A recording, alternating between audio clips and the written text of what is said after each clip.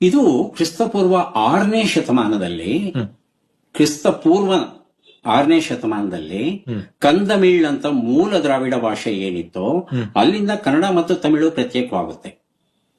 ಪ್ರತ್ಯೇಕವಾಗಿ 2 ಸ್ವತಂತ್ರ ಭಾಷೆಗಳಾಗುತ್ತೆ. ಕ್ರಿಸ್ತಪೂರ್ವ 3ನೇ ಶತಮಾನದ ಹೊತ್ತಿಗೆ ಕನ್ನಡ ಸಂಪೂರ್ಣ ಆಡು ಭಾಷೆ ಸ್ವತಂತ್ರ ಭಾಷೆಯಾಗಿರುತ್ತೆ. ಆದರೂ ಕನ್ನಡ ತಮಿಳು ನಡುವೆ ಕೊಡುಕೊಳ್ಳುವಿಕೆ ಇರುತ್ತೆ.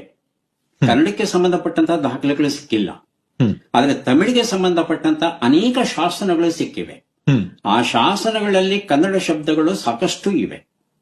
ಇರಾವಂತ ಮಹಾದೇವನ್ ಅಂತ ಬಹುದೊಡ್ಡ ವಿದ್ವಾಂಸರು, ತಮಿಳು ಭಾಷೆಯವರು, ಅವರೇ ಹೇಳಿದ್ದಾರೆ, ಅವರೇ ಹುಡುಕಿ ಕೊಟ್ಟಿದ್ದಾರೆ. ಇವೆಲ್ಲ ಕನ್ನಡದ್ದು ನೋಡಿ ತಮಿಳಲ್ಲಿದೆ.